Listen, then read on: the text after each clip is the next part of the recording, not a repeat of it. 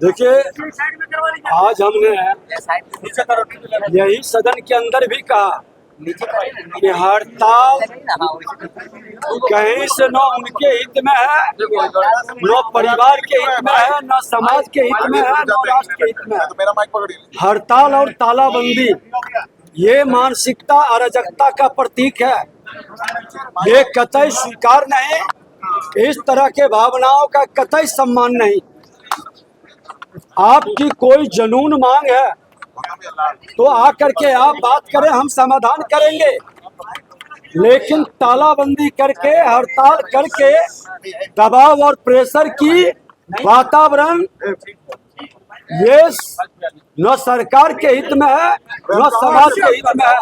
और ऐसे मानसिकता के लोग, जब हमने कहा कि आपका प्रमोशन की जरूरत है, वेतन वृद्धि की मांग है, सुविधा की मांग है, जब हम स्वीकार करने के लिए तैयार हैं, उसके बाद भी हड़ताल, तो जनता कह रही है कि ये हड़ताल कहीं न कहीं लोगों की अराजकता के वातावरण की छूट सरकार कतई नहीं देगी।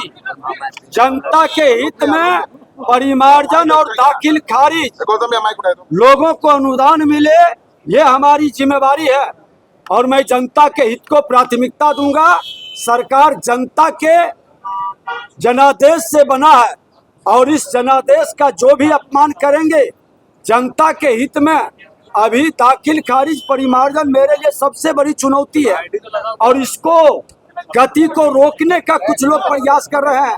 हम लोग चिन्हित कर रहे हैं कि ऐसे लोगों के विरुद्ध जरूरत पड़ेगी तो सख्त कार्रवाई करेंगे। लगातार इस तरीके की आपको आपके कार्यक्रम को रोकने का विशेष प्रयास खास करके वैसे लोग खासकर कर रहे हैं, तो क्या संदेश सीधा उनको?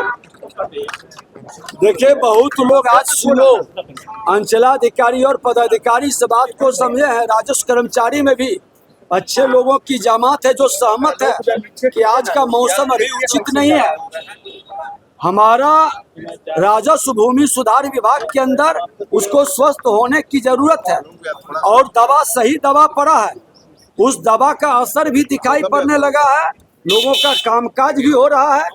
लेकिन दवा अगर जो छोड़ देंगे, कामकाज को रोक लेंगे, फिर अराजकता का वातावरण बनेगा, भू माफिया का माहौल मजबूत होगा, ये कतई नहीं। आज खनन विभाग के अंदर भी लोग हड़ताल करने का वातावरण बनाए थे, हमने जब उनको समझाया वो हड़ताल नहीं किए।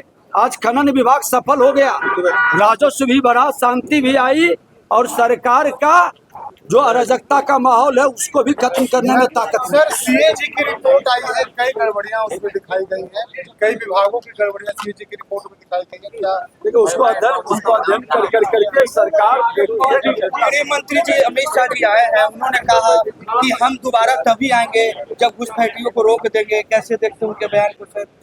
देखिए, गृह मंत्री जी आज देश के प्रधानमंत्री नरेंद्र मोदी जी के नेतृत्व में ये हुआ गृह मंत्री है आगे कर दिया है विशाल, जो देश के अंदर आतंकवाद को खत्म करने का, उग्रवाद को समाप्त करने का, अब देश को कमजोर करने वाला ये घुसपैठिया जो जोंक के तरह हमारे समाज में चिपकता है और समाज के खून को चूसता है, उसके विकास के अंश को चूस लेता है, ये घुसपैठिया को समाप्त करने का अगर जो गृह मंत्री जी कदम उठा रहे हैं तो पूरा देश को इसकी सराहना करनी चाहिए और धन्यवाद देनी चाहिए।